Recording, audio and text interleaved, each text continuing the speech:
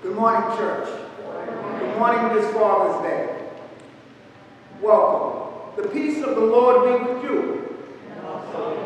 Our hymn of praise this morning is Eternal Father, Strong to Save, hymn number 245.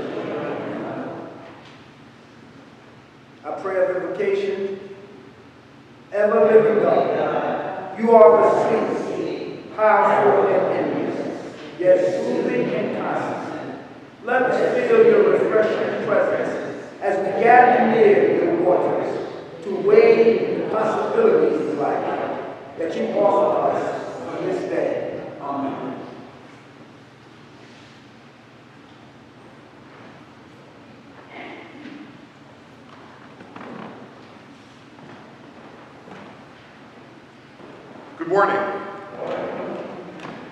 The first reading is from 1 Samuel chapter 17, verses 32 through 49. And David said to Saul, "Let no man's heart fail because of him. Your servant will go and fight with this Philistine." And Saul said to David, "You're not able to go against this Philistine to fight with him, for you are but a youth, and he has been a man of war from his youth." But David said to Saul, "Your servant used to keep sheep for his father. And when there came a lion or a bear and took a lamb from the flock, I went after him and smote him and delivered it out of his mouth. And if he rose against me, I caught him by his beard and smote him and killed him. Your servant has killed both lions and bears, and this Philistine shall be like one of them, seeing he has defiled the armies of the living God." And David said, "The Lord has delivered me from the paw of the lion and from the paw of the bear, and will deliver me from the hand of this Philistine." And Saul said to David, "Go, and the Lord be with you." Then Saul clothed David with his armor. He put a helmet of bronze on his head and clothed him with a coat of mail. And David girded his sword over his armor, and he tried in vain to go, for he was not used to them. Then David said to Saul, "I cannot go with these, for I am not used to them." And David put them off, and he took his staff in his hand, and he chose 5 smooth stones from the brook, and put them in his shepherd's bag or wallet. His sling was in his hand, and he drew near the Philistine. The Philistine came on and drew near David, and his shield in front of him. And when the Philistine looked and saw David, he disdained him, for he was but a youth, ruddy, uncomely in appearance. And the Philistine said to David, "Am I a dog that you come to me with sticks?" And the Philistine cursed David by his gods. The Philistine said to David, "Come to me, and I will give your flesh to the birds of the air and to the beasts of the field." Then David said to the Philistine, "You come to me with a sword and with a spear and with a javelin, but I come to you in the name of the Lord of hosts, the God of the armies of Israel, whom you have defied. This day the Lord will deliver you into my hand, and I will strike you down and cut off your head. And I will give the dead bodies of the host of the Philistines this day to the birds of the air and to the wild beasts of the earth. And all that on earth may know that there is a God in Israel, and that all this assembly may know that the Lord saves not with a sword and a spear, for the battle is the Lord's, and he will give you into our hand." When the Philistine arose and came and drew near to meet David, David quickly ran toward the battle line to meet the Philistine. And David put his hand in his bag and took out a stone and slung it and struck the Philistine in his forehead. The stone sank into his forehead, and he fell onto his face in the ground. Please join me in the reading of Psalm 9, verses 9 through 20, by responding with refrain.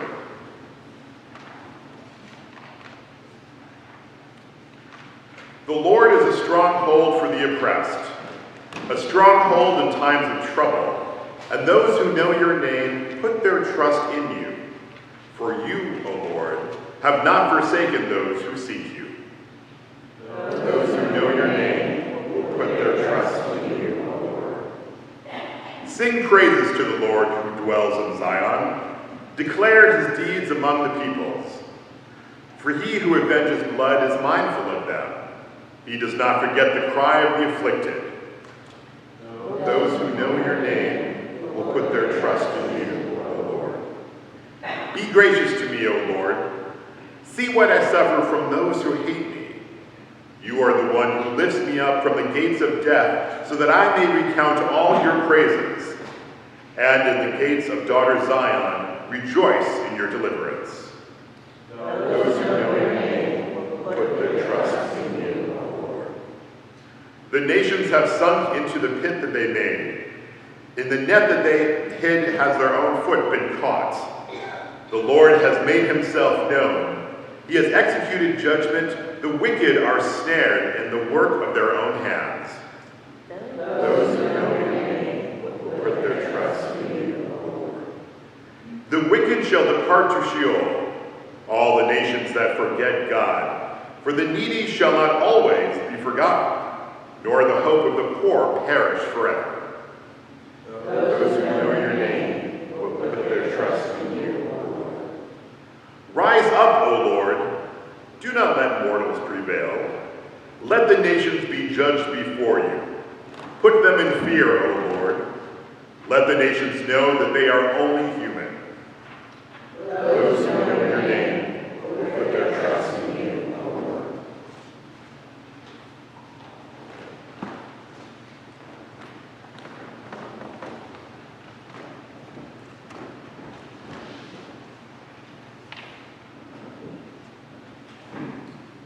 I will be reading the Gospel of Mark, chapter 4, verses 35 through 41.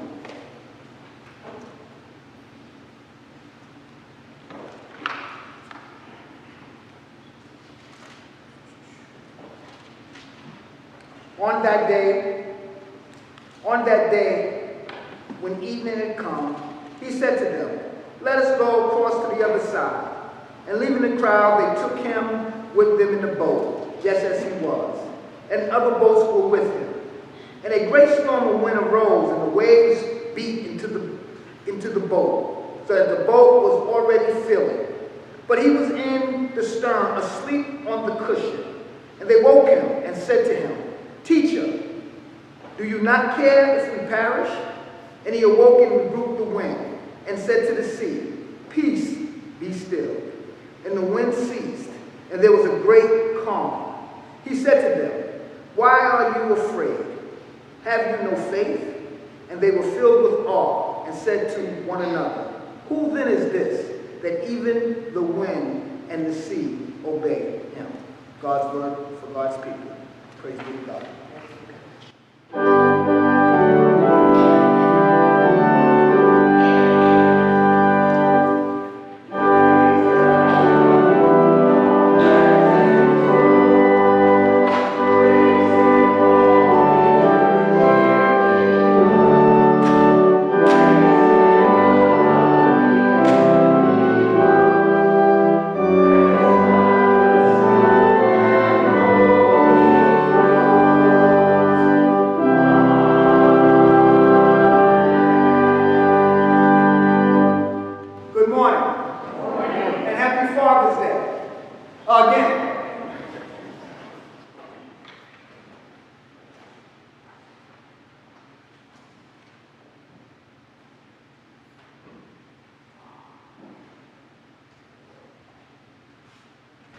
Let me say that it is good to be with you this morning. We thank God for your presence, and we thank God for our visitors, and we thank God for those who came out on this fourth Sunday after Pentecost. Our sermon today speaks specifically about the Father understands. Many of us perhaps may be biological fathers, spiritual fathers, mothers who stand in the gap for fathers, and those fathers who've gone on, those fathers who have done great things, and those fathers who've made mistakes and fallen short. But today represents Father's Day. And today's text comes from the book of Luke, the doctor, the eyewitness, the accountant, the person who would actually speak to various people through the villages about what Jesus said. So we find ourselves this morning in Luke 15. Dear God, for a charge to keep I have, and for God to glorify, for God this sits fitted in the sky, and for God looks upon this piece of clay. I ask that you let the words of my mouth, God, and the meditation of my heart be acceptable in thy sight, O Lord, my strength and my redeemer. In Jesus I pray. Amen. The Father understands. Luke 15. And it says, there was a man who had 2 sons. And the younger of them said to the father, "Father, give me my share of property that is coming to me." And he divided his property between them. Not many days later, the younger son gathered all he had and took a journey into a far country. And there he squandered his property in reckless living. And when he had spent everything, a severe famine arose in this country. And he began to be in need. So he went and hired himself out to one of the citizens of that country, who sent him into the fields to feed the pigs. And when he longed to be fed with the pods that the pigs ate, and no one gave him anything. But when he came to himself, he said, "How many of my father's hired servants have more than enough bread? But if I perish here with hunger, I will rise and go to my father, and I will say to him, Father, I have sinned against heaven and before you. I am no longer worthy to be called your son. Treat me as one of your hired servants." And he arose and came to his father. But while he was still a long way off, his father saw him, felt compassion, and ran and embraced him, kissed him. And the son said to him, "Father, I have sinned against heaven and before you. I am no longer worthy to be called your son." But the father said to his servants, "Bring quickly the best robe and put it on him. Put a ring on his hand and shoes on his feet. And my son was dead, and he's alive again. He was lost, and now he's found." And they began to celebrate.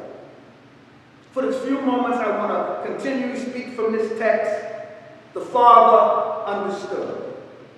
Jesus gives this parable, a story about a father and two sons. The one son, many would say, is disobedient. The other son, right there with his father, helping his father out. But there's something about the impulsiveness of the younger son who says, "I want mine, and I want it now." So the father welcomes his son's wish. And in the midst of that, the son's like, "I'm rich, I got mine, time to go and celebrate." I'm quite sure this young man didn't have a whole lot of economic wisdom. I'm quite sure this young man didn't really understand how the value of money. But nevertheless, his father, who understood where he was at that moment in his life, said, "Here, take your inheritance." The son goes. And just like anything, it's like going to Las Vegas, brothers and sisters. You go to Vegas, everybody expects to win. Nobody expects to lose. Play the stock market. If you play it over a long period of time, you perhaps will be successful. But if you're a day trader, 8 out of 10 day traders lose every day. 8 out of 10. And so we find ourselves in this situation where this young man said, "I'm going to party, I'm going to have a good time." But in the pulse of that, he finds himself broke, and what we used to say where I'm from, broke and disgusted. He was broke, disgusted, and had nowhere to go. So can you imagine someone being wealthy, having great wealth, and all of a sudden, just of a matter of a season, it's all gone. But the Father understands. Jesus has given us this parable to give us an example of how God also sees and deals with us. I know that many fathers have not always done what is right.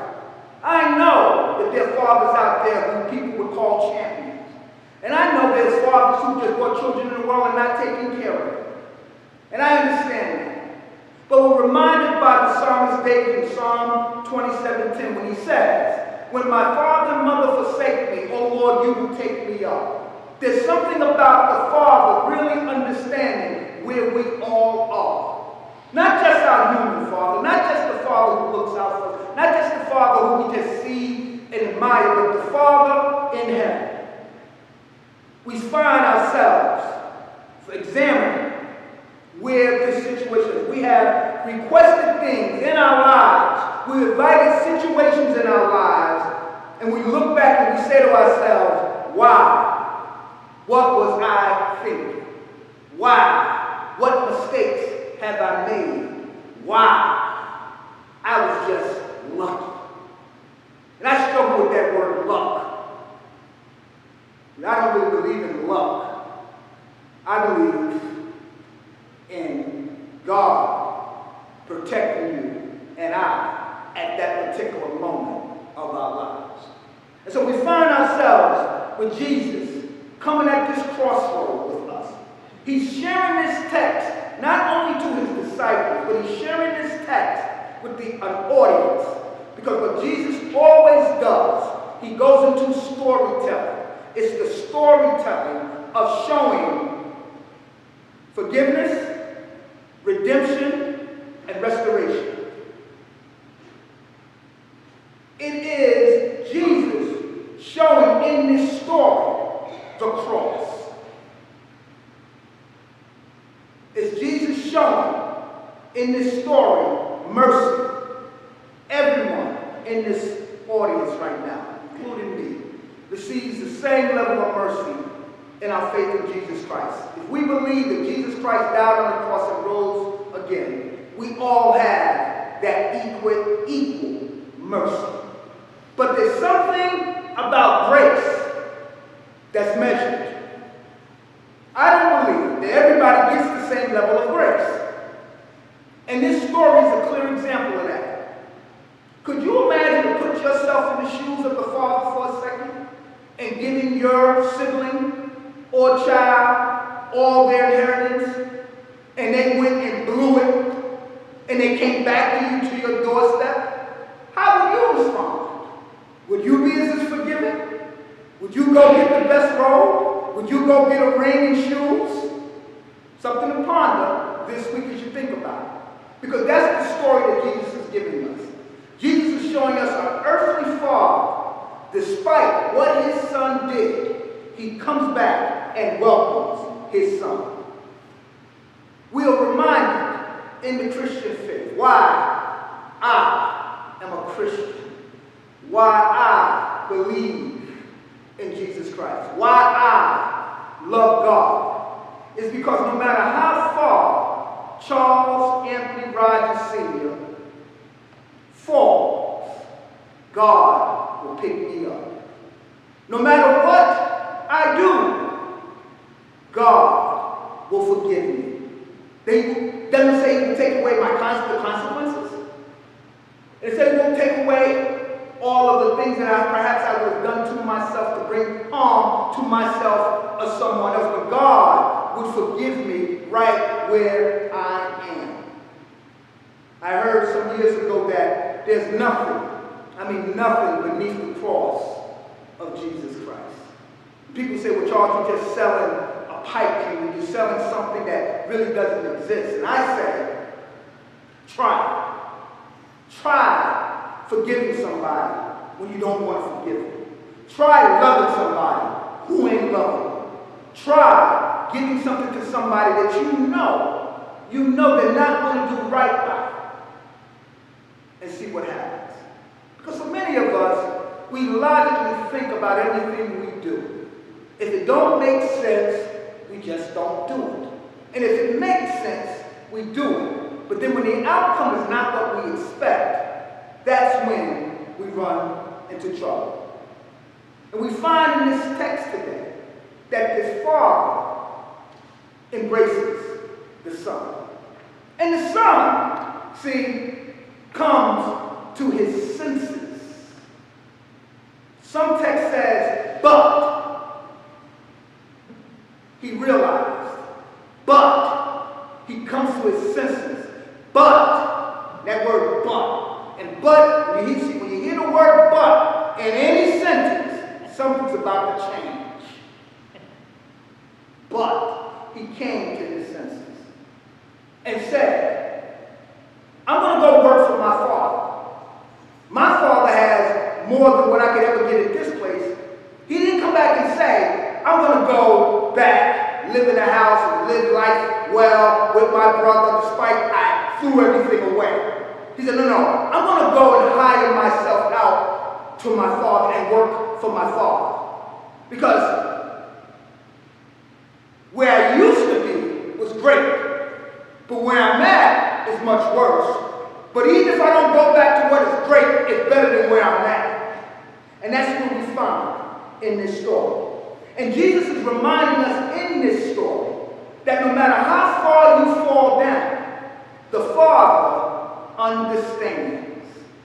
The Father understands. Even when your earthly father doesn't understand, God understands. Even when the father who stepped in as a stepfather doesn't understand, God understands. God understands every step we take.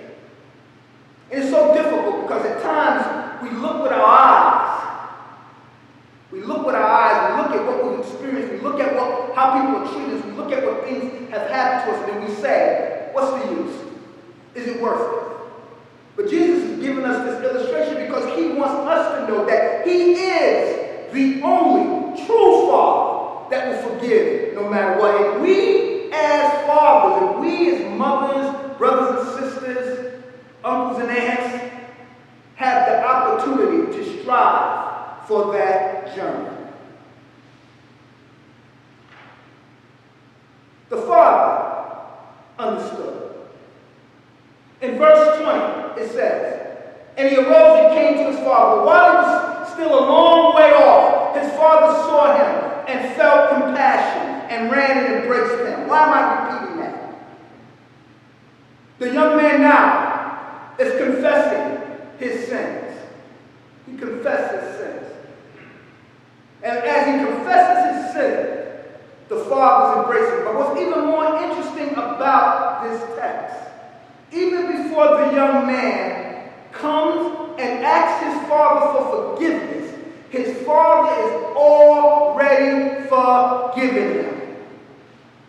He didn't stand from afar, my brothers and sisters, and say, oh, look who's coming. He don't look good. Come. You think I'm giving him something? He gonna pay. I'm gonna teach him a lesson. Now, from afar, before the son even comes and asks for forgiveness, before the son even comes and confesses his sin, the Father embraces him.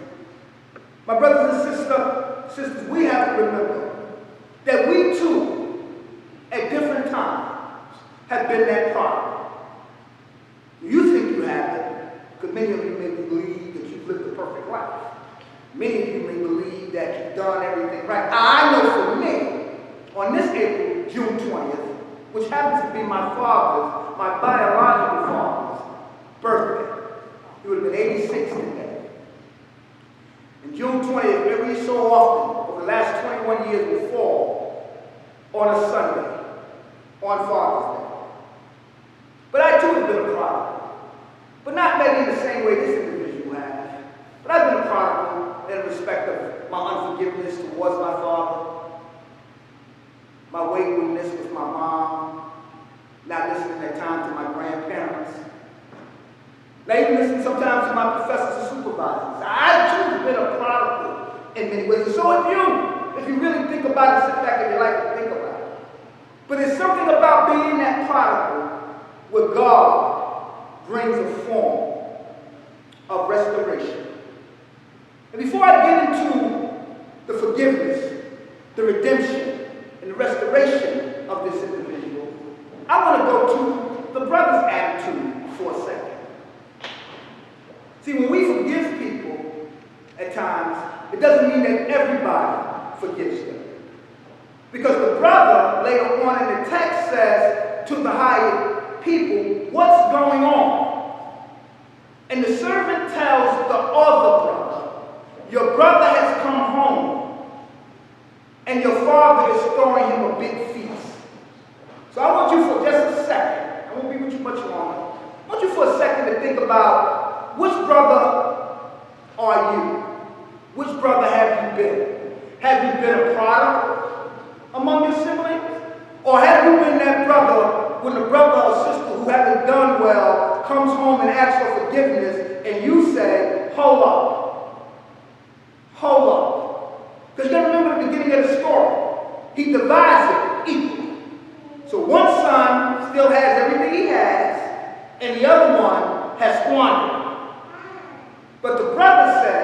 And the brother confronts the father. And the other brother says, I have been with you all this time, and you've never given me a celebration. You've never fattened a calf and cooked it. You've done none of that for me.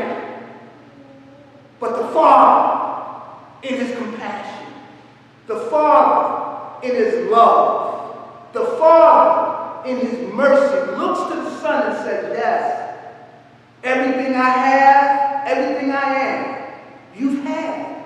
You've never lost it. But we must celebrate because your brother, who was once lost, is now has been found. And see, my brothers and sisters, that's how we have to treat those who are in the world, who are not following God, who stray away from God. And when they come back, we have to welcome them just like the Father. And that's how God welcomes us. I'm going to confess to you for a moment. There's not a week that I don't shed a tear and thank God for the grace and mercy He has shown in my life.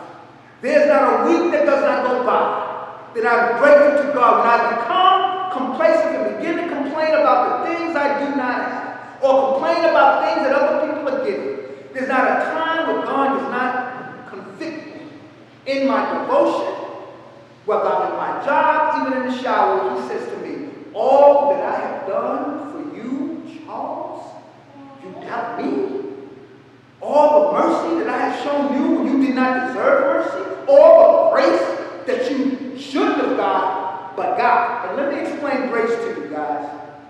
Grace is God's riches at Christ's expense.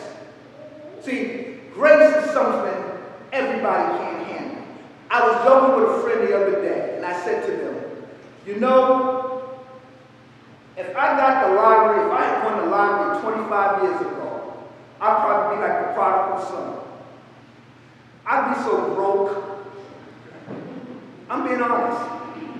I would be so broke because I would be giving money to people who I shouldn't be giving money to and withdrawing money from people that I should be giving to.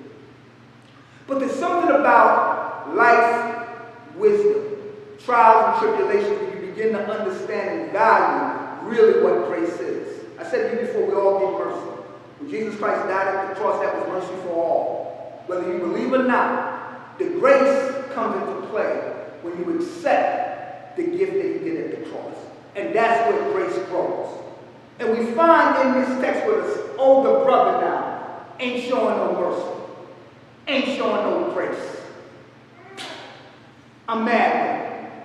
I don't care. And Jesus doesn't go through how their relationship may even ended or how the relationship evolves. What Jesus does do, He gives us two sons, one father, and you choose. And that's what we have today. We all, one time or another, have been that product. And so for this few moments, this last few moments, I want to leave to you two sets of words that really speaks to this story. The first is F-R-R. Not a word. F-R-R. This story is about forgiveness. This story is about redemption. And this story is about restoration. The forgiveness. The Son comes to ask forgiveness. The Father forgives him. Redemption. Where you were before with those pigs in that farmland, come back home. Redemption. Restoration. When He put the robe on the Son, put the sandals on His feet, the Father restored Him back to His rightful space, rightful place. It wasn't about the money. And I'm quite sure the Father pondered, where's my son? Where's he at? What is he doing? Is my son still alive?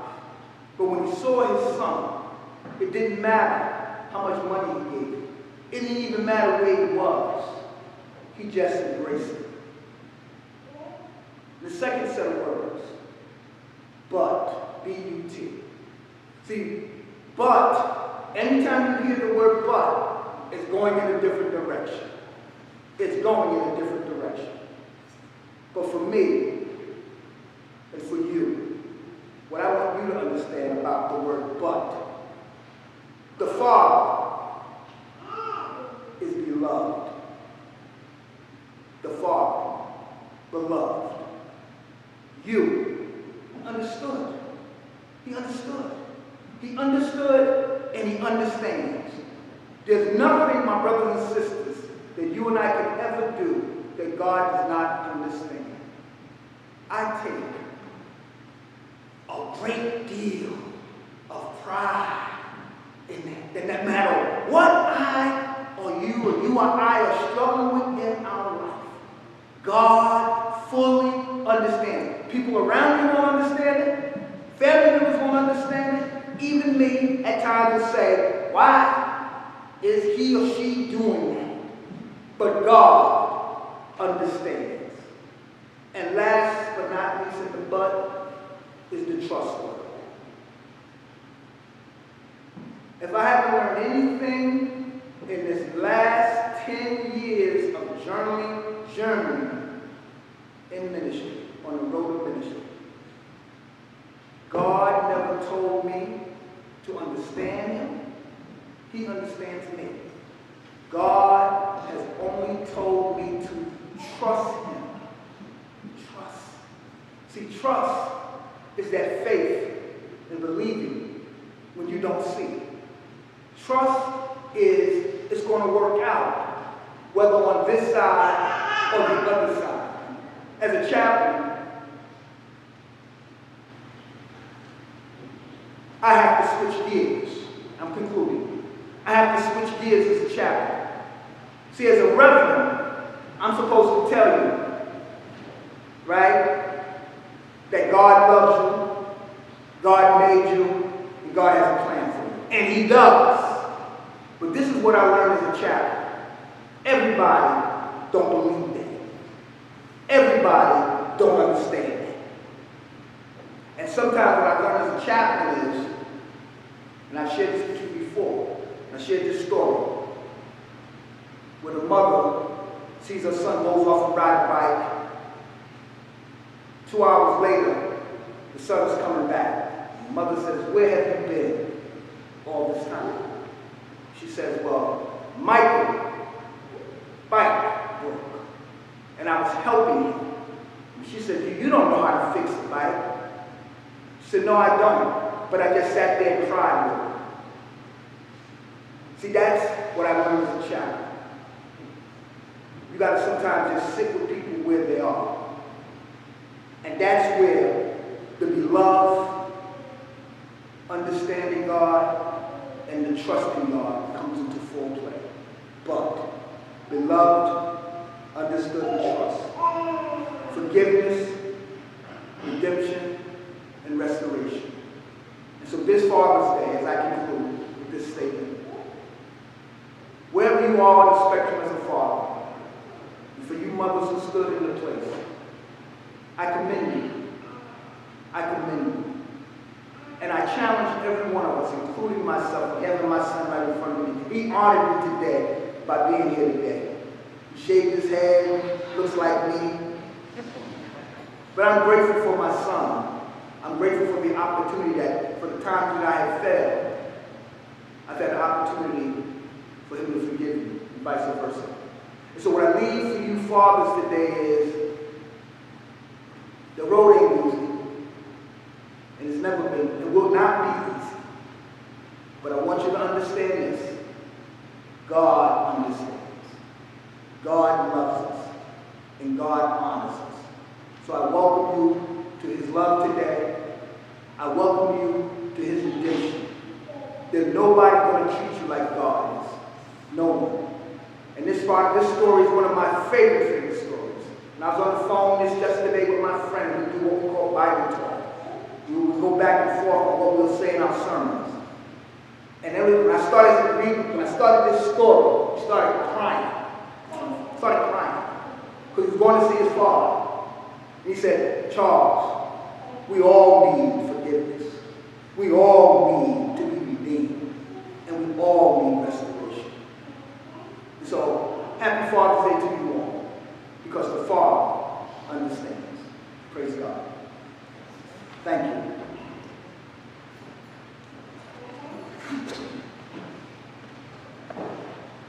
Our hymn of devotion is called today in number 13. Bring many names. Bring many names.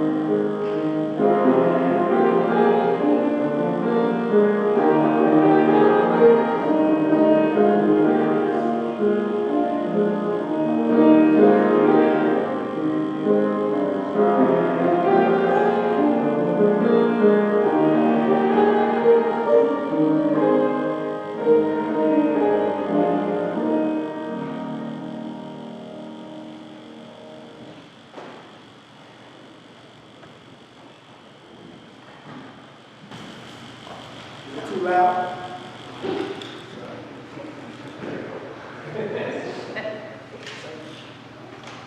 That's better?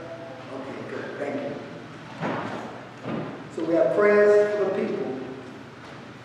Happy Father's Day to all the fathers. We continue to pray for Ruth, Annette, Kim, Rose, Mark, and Annie.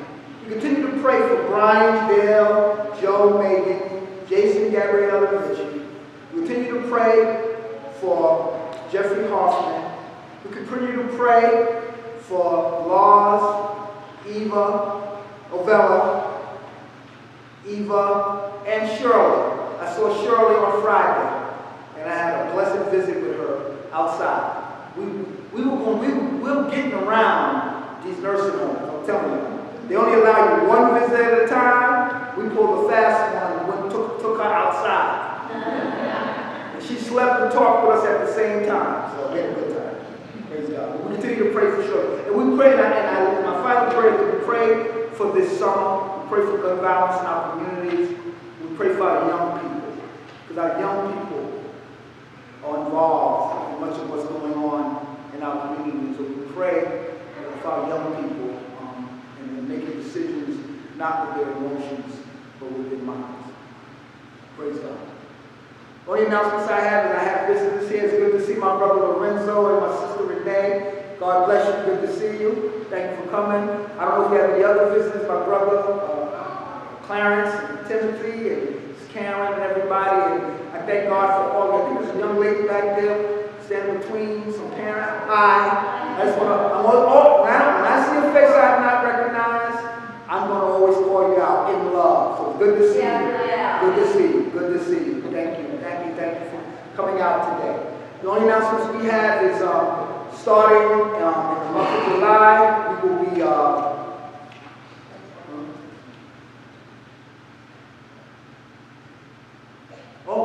put it in the Lord's Prayer. I jump all around. See, that's what happens. I'm getting too comfortable, y'all. See, that's what happens. That's why I got the boss in the front. You know? So we're supposed to do a silent prayer for those who do the Lord's Prayer for 30 seconds.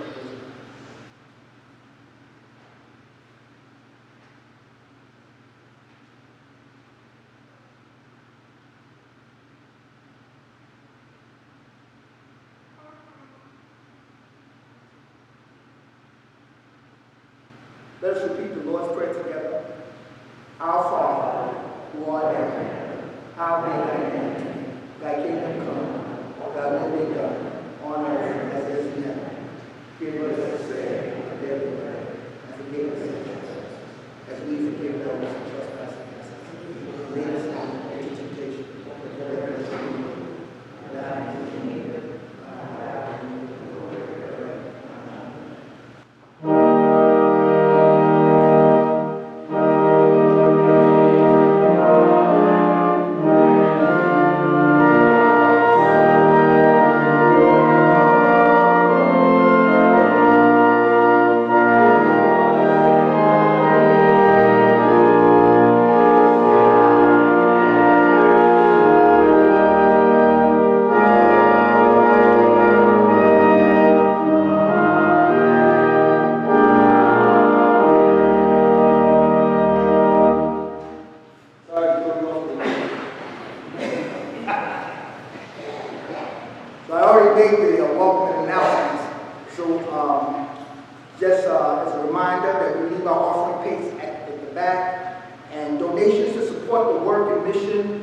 Congregation may be made online at First Congregational Church, Albany.org, or you can leave your offering as you leave the building.